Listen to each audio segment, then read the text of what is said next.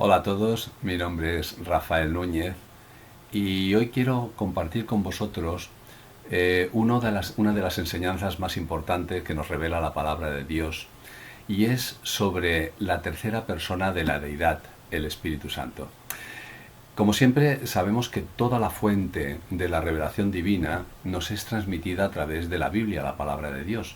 No hay otra fuente y no deberíamos de buscar en otros lugares porque posiblemente se nos distorsionará la verdad. Y la verdad, dice el Señor Jesucristo, que nos puede hacer libres si buscamos correctamente. Así que lo primero que debemos destacar es que el Espíritu Santo no es una fuerza, no es un ente creado por Dios, ni un medio que Dios pueda utilizar para cumplir sus propósitos. Eso tendríamos ya que destacarlo y desecharlo, evidentemente. El Espíritu Santo es Dios Espíritu. Igual que el Hijo del Hombre se hizo hombre, siendo Dios eterno, pues el Espíritu Santo es Dios Espíritu, que además compone por él mismo la esencia de la deidad, juntamente con el Padre y con el Hijo. Fijaros que en Romanos capítulo 8 y verso 11 nos dirá: y el Espíritu de aquel que levantó de los muertos a Jesús, si éste mora en vosotros, el que levantó de los muertos a Cristo Jesús, vivificará también vuestros cuerpos mortales por el Espíritu que mora en vosotros. Así que vemos, lo primero es que el Espíritu Santo tiene todo el poder, toda la potencia divina para levantar de los muertos al Señor Jesucristo y a la vez para vivificar nuestros mismos cuerpos mortales, cuerpos separados de Dios, cuerpos finitos, cuerpos que durante un periodo viven en esta tierra, pero que después son echados, si no han sido transformados por la gracia divina, son echados a la condenación eterna y por lo tanto son cuerpos de muerte. Sin embargo, Dios, el Espíritu Santo, los puede vivificar y poner en una situación de gloria. La definición correcta que veríamos en la Biblia sobre la persona del Espíritu Santo podría ser esta: la persona del Espíritu Santo obra en particular y en consonancia y unanimidad con la voluntad de las otras dos personas que componen la deidad, el Padre y el Hijo. Y así que vemos que hay un solo Dios verdadero, pero que está compuesto por tres personas: Padre, Hijo y Espíritu Santo. Fijaros que en la primera epístola a los Corintios, el capítulo 12 y verso 3, nos dirá: por tanto os hago saber que nadie que hable por el Espíritu de Dios llama anatema a Jesús. ¿Cuántas personas están diciendo pues que Jesús es un Dios inferior, es un Dios tal, no tiene, hay un orden, primero el Padre, después un Dios inferior el Hijo? Todo esto es llamar anatema al Señor Jesucristo. Y esto dice que las personas que dicen o que dicen esto no hablan por el Espíritu de Dios. Y nadie además puede llamar al Señor Jesús Señor sino por el Espíritu Santo. Quiere decir que aunque oigamos muchas veces que hay personas que dicen Señor Jesús, si uno no posee, si uno no tiene el Espíritu Santo en su vida, no le puede decir al Señor Jesús que es el Señor de su vida, porque solamente le puede transmitir esa verdad el Espíritu Santo. Ahora, en la segunda epístola a los Corintios, el apóstol Pablo se despide a esta iglesia de esta manera: la gracia del Señor Jesucristo, el amor de Dios y la comunión del Espíritu Santo sea con todos vosotros. Amén. Por lo tanto, vemos ahí que son las tres personas las que integran la deidad, las que guían todas en conjunto, con un mismo sentir, a su iglesia, a su pueblo. Y es la que hace la diversidad de la obra que esa iglesia necesita. La palabra de Dios, la Biblia, enseña que el Espíritu Santo siempre ha estado obrando y manifestando la voluntad de la deidad, siempre. En el Génesis, capítulo 1 y verso 2, ya vemos que cuando dice que la tierra estaba desordenada y vacía y las tinieblas estaban sobre la faz del abismo, que está hablando de que Dios en un momento dado de su presente eterno, Él había hecho toda esa materia, toda esa configuración de materia, pero estaba desordenado, estaba en una situación que no podía aún pues producir y mantener la vida. ¿Y quién estaba haciendo y generando toda esa gloria? El Espíritu se movía sobre la faz de las aguas. Ahí estaba el Espíritu de Dios. Por lo tanto, vemos al Espíritu de Dios, al Espíritu Santo, obrando en la misma creación.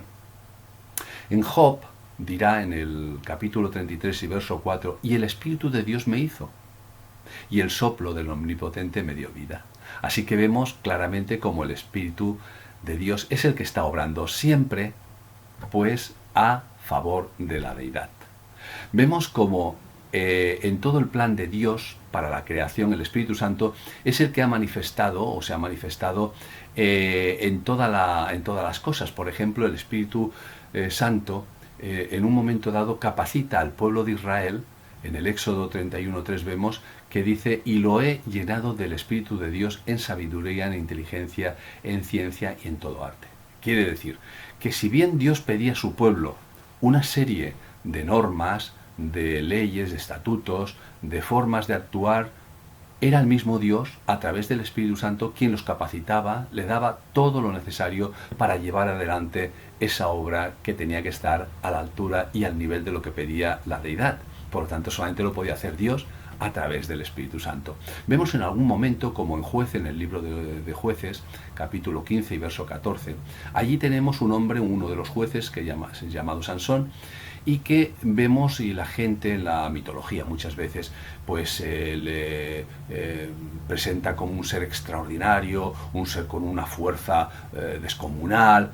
Y allí vemos precisamente en este capítulo 15, verso 14, y así que vino hasta Leí, los filisteos salieron gritando a su encuentro, pero el espíritu, al encuentro de Sansón, pero el espíritu del Señor vino sobre él, y las cuerdas que estaban en sus brazos se devolvieron como lino quemado con fuego, y las ataduras se cayeron de sus manos. Así que vemos que es el Espíritu Santo quien siempre ha estado guardando y luchando por su pueblo, pero, como digo, en la persona del Espíritu Santo.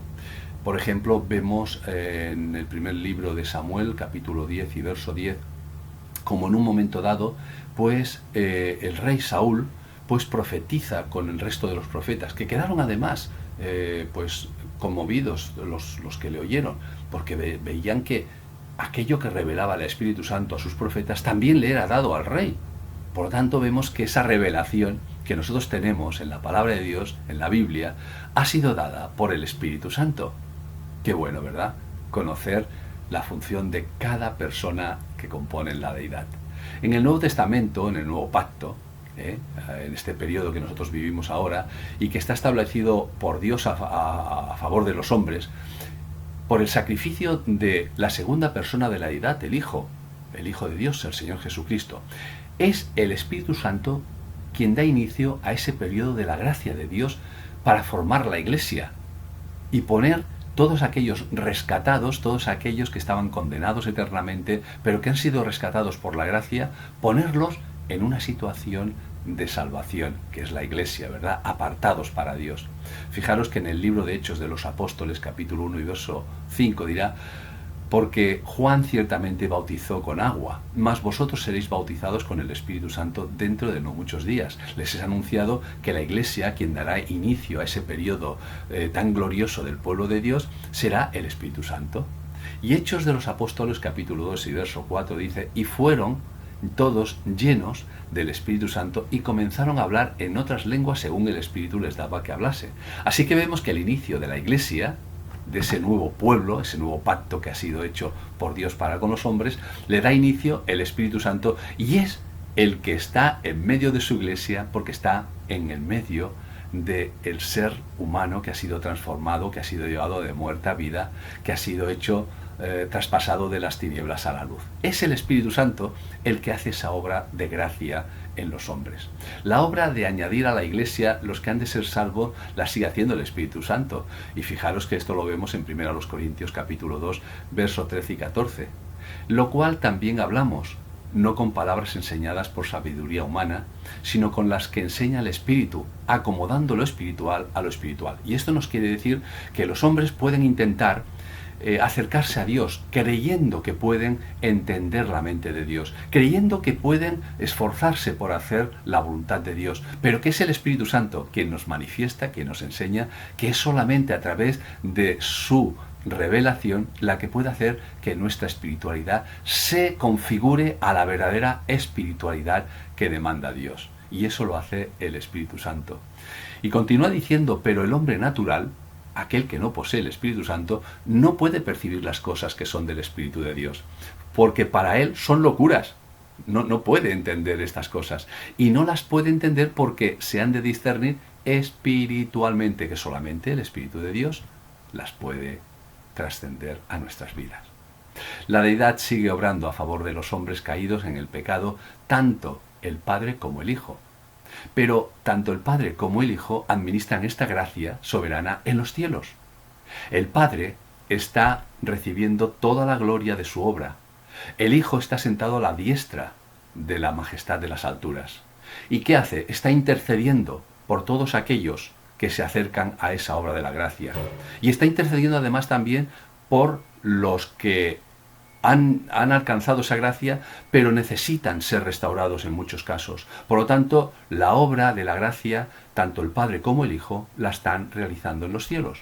Pero el Espíritu Santo está en medio de las personas, convenciéndolas de pecado. ¿Para qué? Para que se arrepienta. Está llevando esa obra, vamos a decir, al terreno de nuestra vida, de nuestra creación, de la tierra.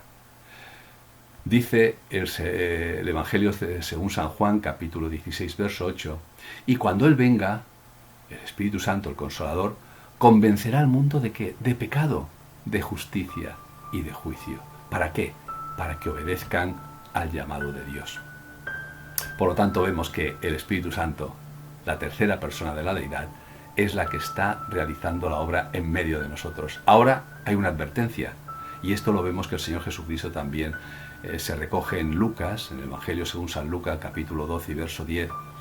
Dice que a todo aquel que dijere alguna palabra contra el Hijo del Hombre, le será perdonado. Pero al que blasfemare contra el Espíritu Santo, no le será perdonado. ¿Qué quiere decir esto?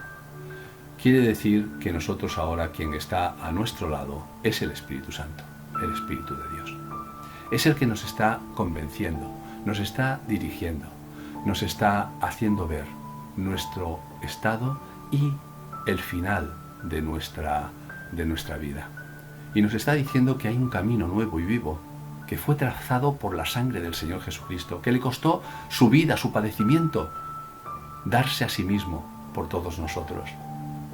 Y que si oyes hoy su voz, no endurezcas tu corazón, y que te acerques a Él, y que reconozcas tu pecado, tu culpabilidad, y que aceptes la gracia, aceptes el regalo de la salvación que hoy te ofrece.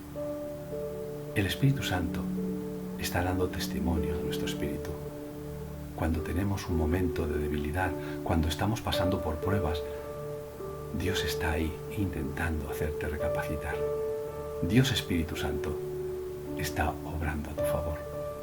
Por lo tanto, si tú le rechazas, si tú blasfemas contra Él, ya no hay más remisión, ya no hay más posibilidades de perdón por tus pecados. Acepta la obra que Dios está haciendo, la obra que Él ya hizo, estableció en la cruz, que la están ministrando el Padre y el Hijo a nuestro favor, pero que el Espíritu Santo está obrando en medio de nosotros y en tu corazón, para que tú también puedas pasar de muerte a vida, de las tinieblas a la luz. Pídele hoy perdón al Señor y recibe la obra de salvación, y el Espíritu Santo te hará entender todas las cosas que tú necesitas saber. Que el Señor te bendiga.